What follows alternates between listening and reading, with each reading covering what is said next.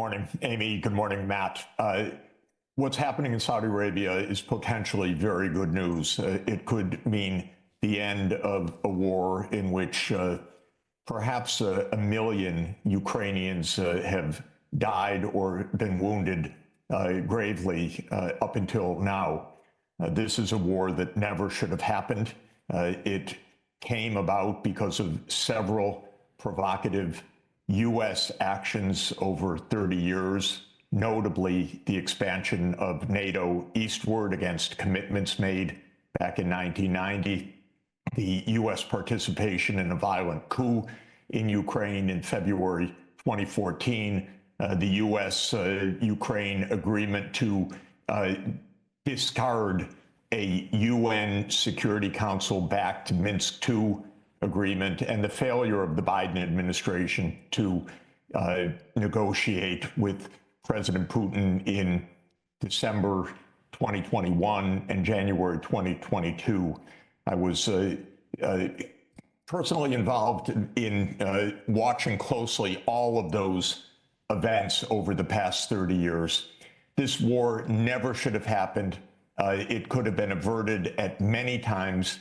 It could have ended in negotiation in March 2022, saving the lives of hundreds of thousands of Ukrainians. I urged it. The Ukrainians walked away from the table because the British and the Americans told them to. This is so tragic, and everyone will understand this as the historians make all of this very clear. I flew to Ankara in the spring of 2022 to understand exactly how these negotiations had broken down. And the United States and Britain were behind it because, as Keith Starmer said in the clip that you played, this is about Europe's security. They're using Ukraine. This is the bottom line. So what's happening, in short, in Saudi Arabia is the most positive news for Ukrainians that there has been in years. President Trump understands, and unfortunately, previous presidents did not, that the U.S. provocations need to stop so this war stops, so the deaths stop. That is the bottom line. I think it's important for everybody to understand also that on October 5th, 2022, Zelensky ruled out any negotiations. He said it's illegal. This was a declaration of the Ukrainian government. So the government of Ukraine, sadly, really unwisely, I've tried many, many times to explain to them, they ruled out negotiations. They ruled them out until today. This is tragic for them. Now they say we want a seat at the table. They said we don't want any table all along. And Zelensky rules by martial law, by decree, when the opinion surveys show that a majority of Ukrainians want peace right now, even at the cost of territorial concessions. So my bottom line, Amy, is that while the Trump administration does some pretty weird things like demanding mineral rights, this is absurd. This is completely bizarre. At the same time, the Trump administration, for the first time, is telling the truth about the fundamental causes of this war and how it can end. And that is the best news possible for Ukraine, first and foremost, and for the United States, for Russia, and for the world, that peace could come to Ukraine very, very shortly. So this, I think, is the bottom line. Yeah, I'd like to bring in Matt Dussin to the conversation. Matt, your reaction to the events and the Trump administration's complete reversal of the previous administration's policy, and this whole issue of whether there could have been peace earlier on, but that the Biden administration and the British scuttled the developing peace plan back 2 years ago. Well, I mean, first off, and again, great to be with you and great to be here with Professor Sachs.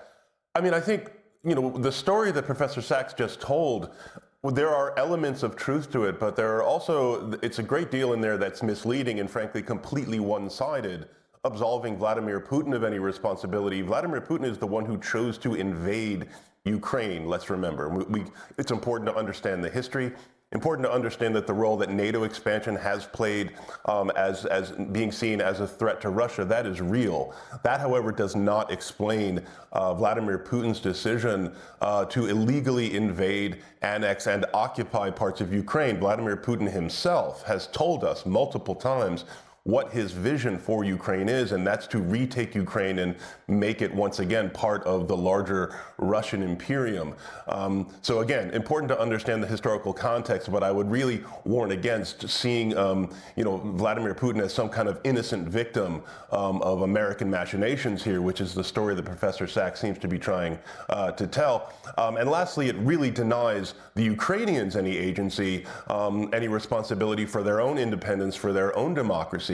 The Ukrainians are not simply being treated as instruments of American power here. The Ukrainians have made decisions on their own. Some of them have been wise, some of them very admirable, some of them less so. I think we can discuss that as well. But they have played a major role here, and I think that is what's concerning about these talks going on in Saudi Arabia, is that they're not included, and they have said, President Zelensky has said, that they will not be bound by any decisions made without their participation, which I think we can all agree is quite a legitimate position.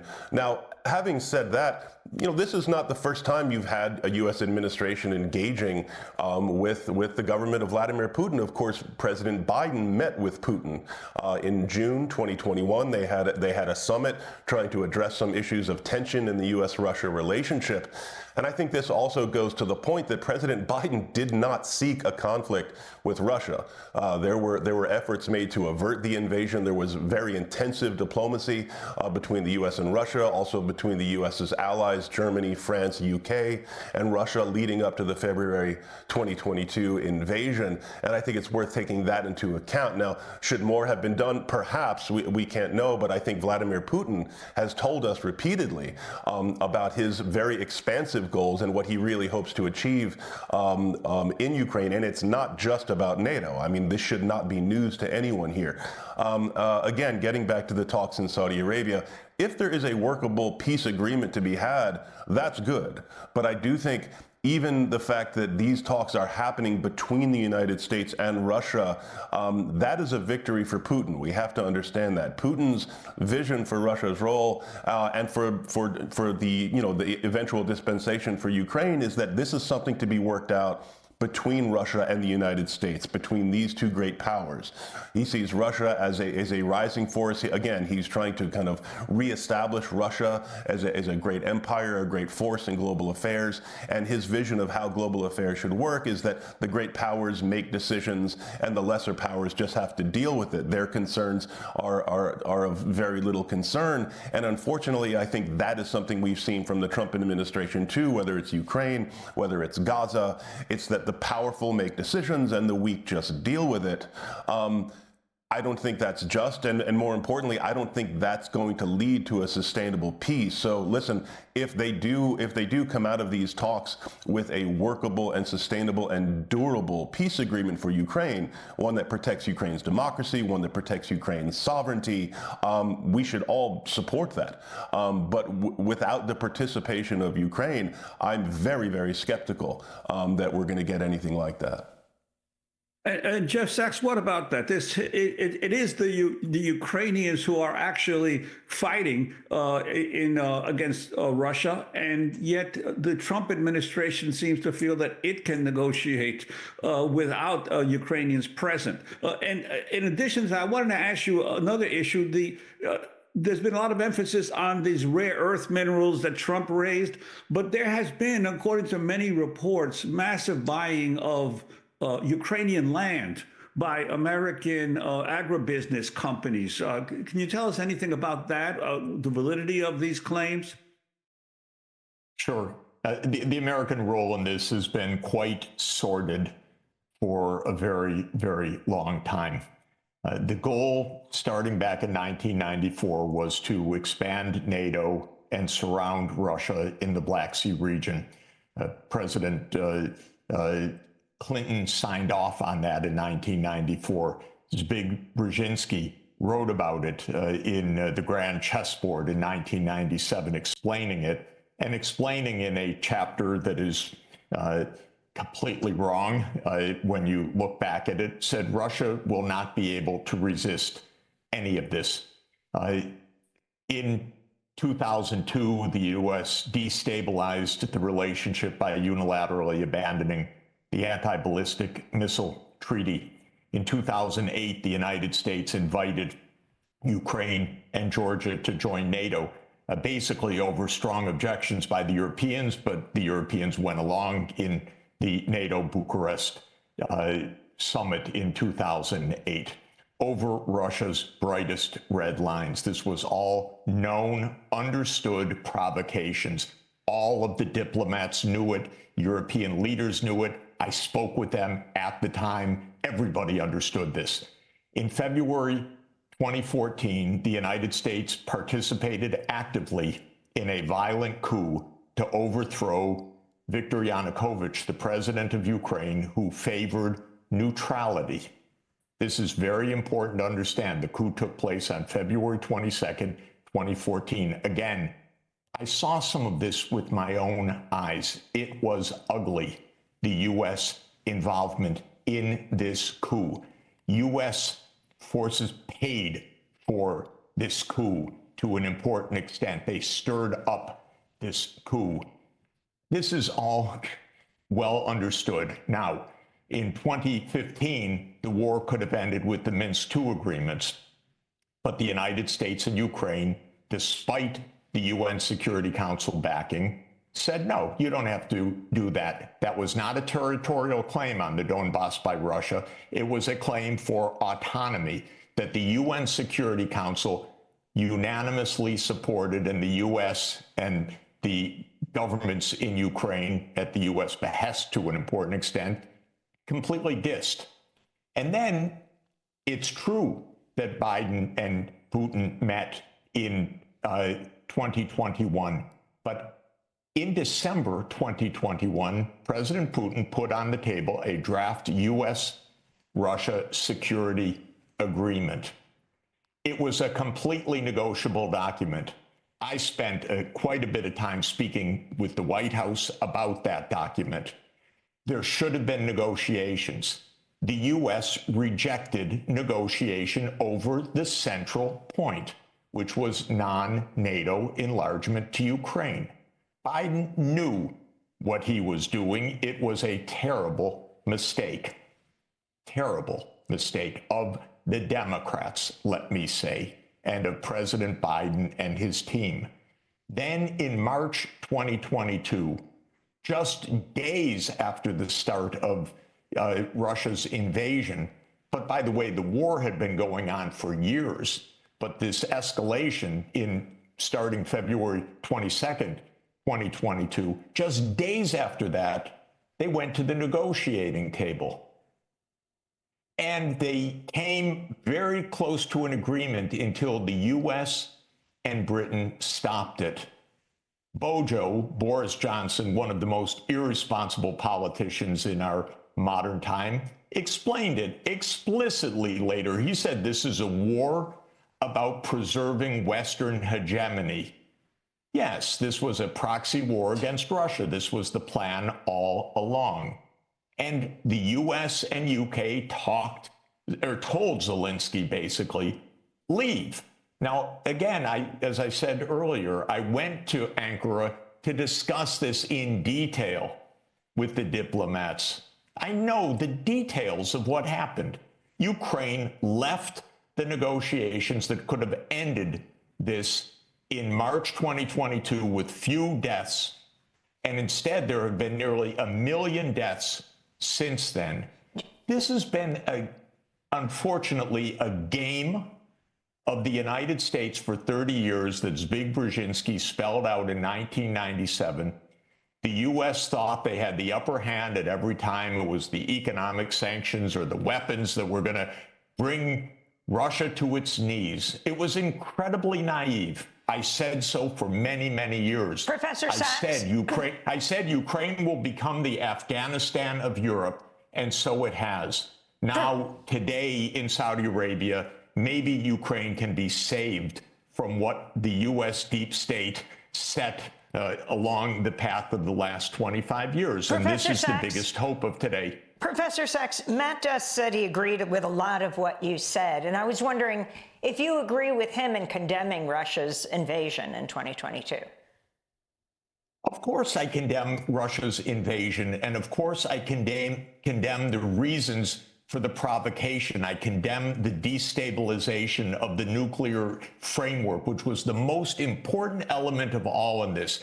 The United States walked out of the ABM Treaty and the Intermediate Nuclear Force Treaty unilaterally and would not negotiate with the Russians over this. The United States overthrew a government in Ukraine. The United States refused to negotiate with the Russians over basic security issues. This is a tragedy, but the core of the tragedy is U.S. unipolarity assumed by the neocons as early as 1992, put in place by Clinton starting in 1994, and it's been a consistent U.S. policy up until today, basically. And Trump is actually, amazingly, it seems, trying to change it, which is unbelievable for us. I voted for Biden, of course. I was also an advisor to Bernie Sanders. I just want to be clear. This is a shock to me that it's coming from this side of the American politics. The Dems became warmongers. Matt Duss, period. That certainly also reverberates with your title about the Democrats becoming the party of war. The latest news out of Riyadh, U.S. Secretary of State Marco Rubio says officials at U.S.-Russia talks agreed to restore embassy staffing, create a high-level team to negotiate peace in Ukraine, peace and promote economic cooperation. Your thoughts on this and where this history goes from there? Yeah, I mean, I read that readout. I think it's interesting. I would also note that in that one of those points is not just economic cooperation, but, quote, investment opportunities. So again, it really does seem like the Trump administration is not just trying to make peace, but trying to, talk about potentially dividing the spoils with Russia. And that is very concerning because I don't think that's going to lead to a sustainable and durable peace agreement. But again, in basic terms, it's good and fine that the United States and Russia are talking. We need to talk to our adversaries more generally. I think that's always true.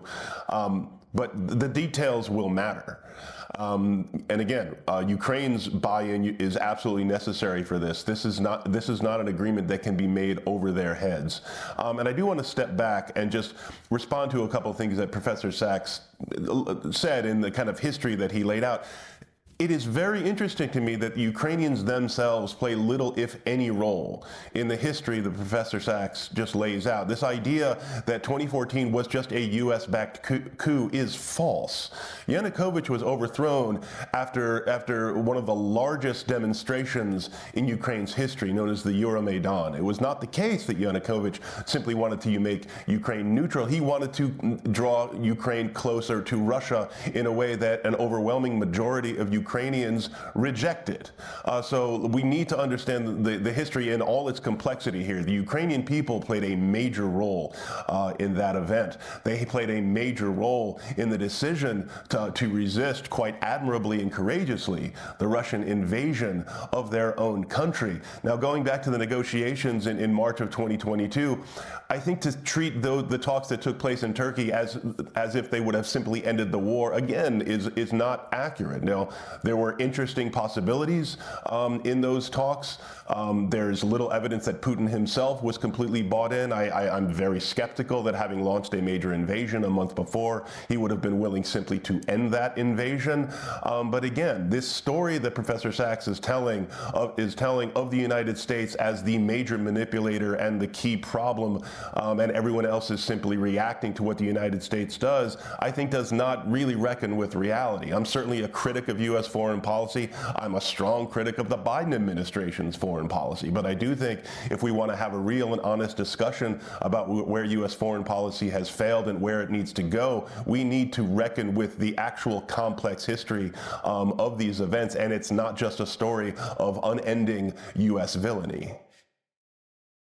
And Matt, just briefly, because we're running out of time for this segment, the Trump administration has also been pushing for increased military expenditures by the NATO countries. From 2% now he wants 5% of their GDP in terms of military spending. What's your response? Because obviously the United States, as the main producer of weapons in the world, would benefit from such increased military spending by the various countries of Europe. Right. I mean, this is a point that Trump has made repeatedly, and not just Trump. And I mean, if you remember, Barack Obama was also someone who was pushing NATO member countries to meet their commitments. By raising that commitment, it's something very interesting from Trump if he expects that they'll be buying these weapons from the United States. But I think one potentially interesting positive consequence of Trump's approach here is that if it really does force the Europeans to finally, at long last, start taking more serious steps to see to their own security. I mean, some of the comments that were played earlier from Keir Starmer, I'm not so sure about the idea of UK troops patrolling Ukraine, but just the fact that you see European governments now stepping up and looking with a bit more urgency about their own responsibilities in their own neighborhood, I do think that could have potential, positive consequences for the United States, given the way that, the U.S. security architecture in Europe is something that helps buttress our own military-industrial complex and diminishes and I think really corrupts our own democracy. So anything that weakens the military-industrial complex, I would say, is all to the good. Matt Duss, we want to thank you for being with us. Center for International Policy, former foreign policy advisor to Bernie Sanders, the independent senator from Vermont, and economist Jeffrey Sachs, speaking to us from Brussels at the Center for Sustainable Development at Columbia University. We'll link to all of your articles, both Matt and Jeffrey. Democracy Now! Is funded by viewers like you.